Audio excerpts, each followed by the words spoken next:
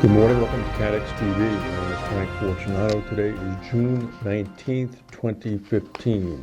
Next time we speak with you on Monday, it will be summertime. If you want to follow us on Twitter, go to Catex TV.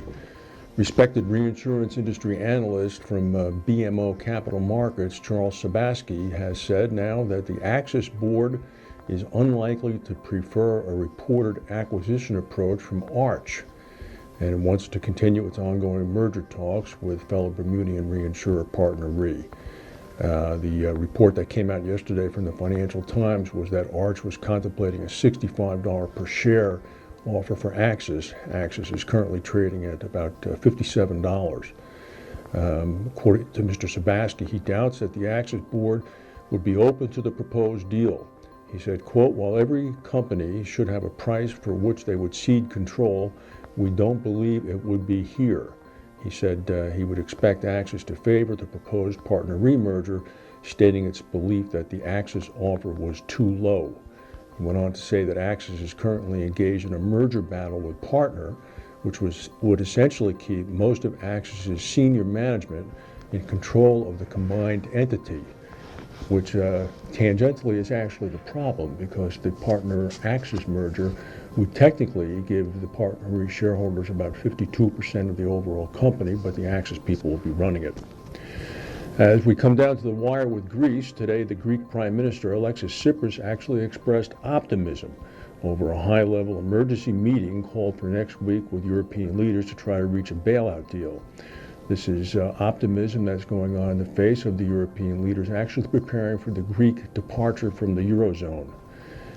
Keeping up its hard line, Germany warned that no political decisions will be taken at the summit hastily arranged for this coming Monday unless the Greek government presents reforms and gets them approved by international creditors first. Perhaps signaling to the European leaders the impending difficulties financially that could occur if Greece was forced to leave, Tsipras tried to put pressure on them by warning that an exit for his country from the Eurozone would be the beginning of the end of the monetary union. He said Grexit, which is short for Greek exit, can't be an option, neither for the Greeks nor for the European Union. This would be very negative for the people of Europe. Meanwhile, deposit outflows from Greece are approaching about 1 billion euros a day, raising fears that the banks in Greece may run out of liquidity as soon as this weekend. Meanwhile, also in Greece, they have signed a treaty with Russia for cooperation on a pipeline that will bring Russian gas to Europe through Greece and Turkey. The agreement's not legally binding, but it was signed by the energy ministers of both countries.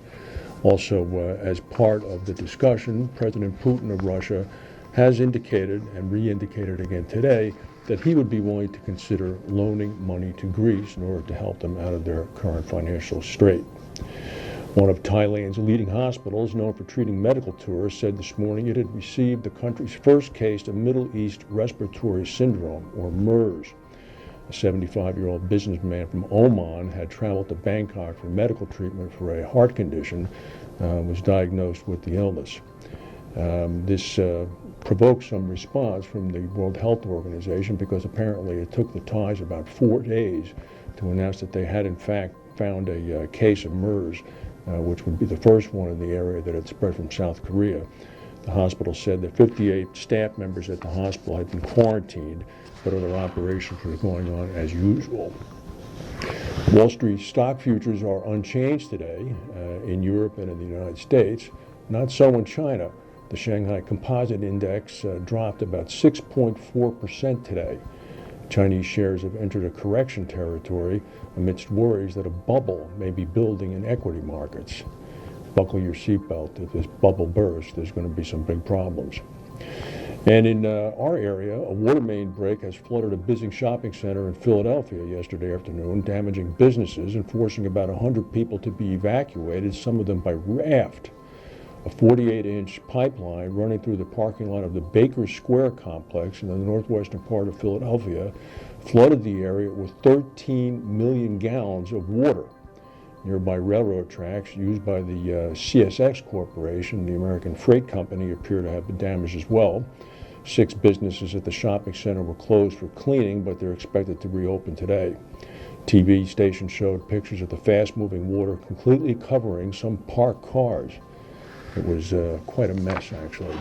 Meanwhile, in South Carolina, the suspect, actually, he's apparently the perpetrator, who killed the 9 people at the African-American church in Charleston yesterday, has been found, has been arrested, and is appearing in front of a court today, and has been booked for charges of 9 counts of homicide.